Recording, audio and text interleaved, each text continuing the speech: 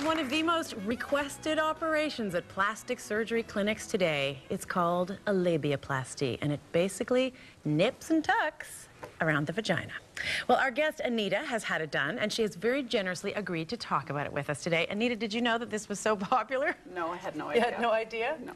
And also with us today, Lori Pollock. She is a registered nurse who consults with patients at Toronto Cosmetic Clinic. Lori, how long has this kind of designer vagina, as we're going to call it today, surgery been around? It's been around for a while, but at Toronto Cosmetic Clinic, we see people every day about this very issue. Wow. Who knew? Well, before we get into all the specifics, a word on what else we have for you today. More on the designer vagina, and why not? It is a fascinating subject, and not something we get to talk about every day, especially on TV. Designer vagina, designer vagina, designer vagina. There, we've said it. We've invited a panel of women to come by later who have plenty to say on this new trend and on vaginas in general. Also coming up, Kegels. You know those. If you've had half as many kids as I have, you've heard all manner of doctors advising you on the invisible clenches. There, I'm doing one now, to strengthen vaginal walls.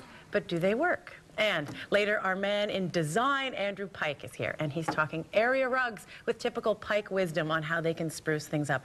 Yes, I'll just come right out and say it. We are following up a vagina conversation with a conversation about rugs. All right, so that's done.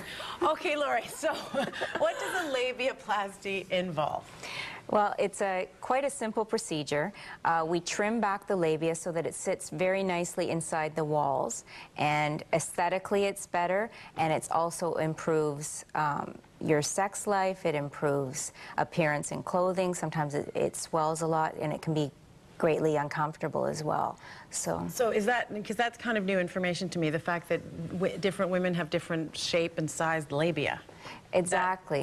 This isn't about how many kids you've had or what, it's just something you're born with? No, it's a personal thing. If somebody's uncomfortable with the way they look and want to do something about it, that's where we come in at Toronto Cosmetic Clinic. We help them satisfy their needs. Okay.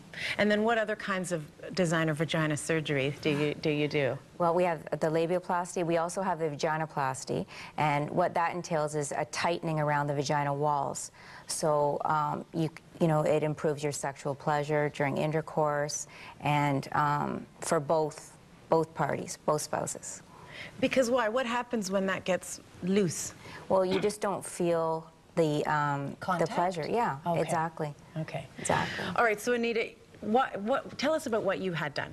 I had the labiaplasty and breast augmentation. And why did you want to do that? I've wanted to do it. The labia one in particular. The labia bothered me from the time I was a young girl, and by the time I had enough courage to see a doctor, I was 18. I went to 2 different doctors, and both of them said, "Oh, that's quite normal, and just live with it." And I just wasn't comfortable. What was it that was bothering you about it? The look, and also it just wasn't comfortable with clothing. Really? At all. Yeah. The look part mystifies me, because I have to say I don't look at it a lot. So, but anyway, I know that, you know, again, to each her own. So, but the clothing, tell me about how that was uncomfortable. Well, if it's protruding too much, it's just bulky, you know, in your clothing, and if you want to wear thongs or, you know, it's right. just in the way. Or and even accessibility. Yeah. Spandex is, people Sexually. complain a lot. So it really looks... Accessibility sexually, it gets, in the way. Huh, okay. So what exactly did you have done? I mean, what was involved in the surgery? First of all, it took me 5 years to find Dr. Yaz, because I wanted to do both the labia and the breast augmentation at the same time. So Okay. it was awesome that she was able to do both of those. Yeah, and I was looking for a doctor that would do scarless breast augmentation. Right. And that's when I found her. And what was it about, I mean, you said that the other doctors all said, yo, that's normal, and so it wasn't comfortable for you, but what was it that was the general problem with the opinions that you were getting, or in your research of other doctors? They weren't the ones that had to live with it, and I was just uncomfortable, and that feeling never went away for 20 years till I finally did something about it, and now I look back and I should have been more persistent. So really. Why? What's the difference? Describe how much better you're feeling. It's awesome. I love it. I feel so much better. Yeah. Totally. It's built my esteem for myself, Really? my self-esteem. Oh, 100%. And so, how does it make a difference sexually? Oh, it's a lot better. Yeah? A lot better, yeah, for both parties, yeah. Okay. So you've said that this isn't, I mean, you said that this is quite common and popular. You treat it a lot where you work. But how recently has this become popular? Well, I think what's made it popular is people are starting to talk about cosmetic procedures more. I mean, you'd never have people openly saying, I've had breast augmentation, I've had liposuction, I've had my lips done, Botox, all these types of things. And people are starting to talk about it more. We're having TV shows on it. So it's an open discussion. Right. And what makes it beautiful is people are able to come in and talk about it and ask for the procedure. So they feel more comfortable. Exactly. Do you think that whole, I mean, who do you think people are doing this for? Themselves. These kinds of changes. Themselves. When you're not feeling comfortable with yourself, it affects every aspect of your life. And people aren't comfortable in relationships, and it stops you from being the best person you can be. So until they're fully satisfied with themselves, then they're not going to perform as well. Do you think that there's something behind that even? I mean, should women be worried about how their vagina looks? It's not every woman. If it bothers somebody enough to go and do something about it, then I think that's fantastic. Right. You know, You're if nodding. it bothers you enough, you should go do something about it and find the right person to do it for you. Right. And it's wonderful that at a clinic you can come in and feel totally comfortable about talking about that subject and combining it with maybe other procedures. So it makes it a lot more comfortable for the person. Okay, I'll just bring up the example of, since you mentioned that you had breast augmentation done at the same time. Who are you doing that for? I decided when I turned 45 I was going to do this for myself. This was my birthday gift to me. Right. So I found Dr. Yaz, and I showed her everything I wanted done, and she was very supportive. And what was the motivation behind wanting the augmentation of your breasts? I wanted to lose weight, so I dropped 85 pounds before doing the breast augmentation. She's because fantastic. I wanted to get all of that done within 6 months. So I worked out at the gym and changed what I ate and when I ate. Yeah. So you watched what you ate. Overall. So it was about just having a more sort of curvaceous, except socially typical figure? Is that what you're saying? No, I wanted to be the person I wanted to be for myself, you know. Right. This is what I wanted, so I decided this was it. This was the year for me. And how much did you have to pay for the whole package? I think I put down about $9,000 to have everything done. So yeah. it's good that you feel good about it, because yeah. that's a big investment. And if you break it down, how much, just since we are more vagina speak today, how much does it cost to do all this work on just the vagina? It depends which procedure you're having done, but it can range anywhere from $2,500 to $4,000.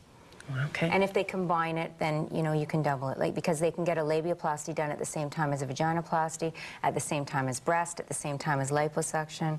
So it's great. They can combine all the procedures under one anesthetic. Now, if someone came in and you had the response that Anita's doctors years ago said to her, which is, you know what, this looks perfectly normal, although I think that's probably a relative term, right? That's a funny word. If you thought that it looked perfectly fine, would you turn someone away? I would investigate why further into why they want it done, because a lot of times it's not even just about the physical, it's about the discomfort and the swelling. So it stops them from doing various physical activities, even bike riding. Right. So it doesn't have to just be sexual intercourse, it can be, activities. So it may interfere with their lifestyle. So it's very important to explore with the individual why they're having it done. It's not solely aesthetic a lot of the time. And if you determined that you thought that this was just an act of vanity or something, then you'd sort of say, we got to draw the line? No, absolutely not, because a lot of cosmetic procedures are because of vanity, and it's an individual thing, and if it bothers that individual enough to come in and talk to you about it, then they're going to keep searching until they find somebody who's going to listen to them and give them what they want. Understand. How does childbirth affect that area of the body? Well, with the labiaplasty, it can, if you have trauma to the area, it can enlarge the labia so they can be stretched out, and then they'd need trimming back. With the vaginoplasty, you can imagine if you've had 3 kids, it's like putting a watermelon into a hole about this big. It stretches, so you can lose a lot of the sensation and the sexual pleasure. And it's so wonderful because at Toronto Cosmetic Clinic, you'll have both partners come in together to discuss this, and it's wonderful that they can actually sit there and just really, talk to you about how to resolve this and how to improve their sex life. and her life, because she's not feeling great about herself at that particular point in time. Right. So Anita, I guess I'll give the last word to you. What would be your recommendation to people considering this, or who may, or what would be, no, actually, let me change that. What would be your last word to people who might think that this isn't a good idea, who might say, you know what, I can't understand why anyone would spend that kind of money to do that to themselves? I definitely would encourage them to go and have it done. As far as money, it's worth every penny. I can spend more money than that buying a car or going on a trip. So, and it's something I have to live with the rest of my life, and I will do it happily. So yeah, highly encourage it. Thanks so much for talking with us, you guys. Thank you. Anita, thank you for sharing so welcome. candidly your surgery stories, and thanks to Lori Pollock. She's a registered nurse and counselor with Toronto Cosmetic Clinic. Now, we're not done with the vagina just yet. Heck, Eve Ensler wrestled an entire play out of the subject, the vagina monologues, of course. Well, more women with lots to say on this when we come back. Coming up next. Not dependent on your vagina either for sexual pleasure. I mean, especially around the issue of orgasm. After all, it's clitoral stimulation that will bring most women to orgasm, unless you have a partner who's actually able to find your G-spot, which is a bonus. It's like hitting the lottery.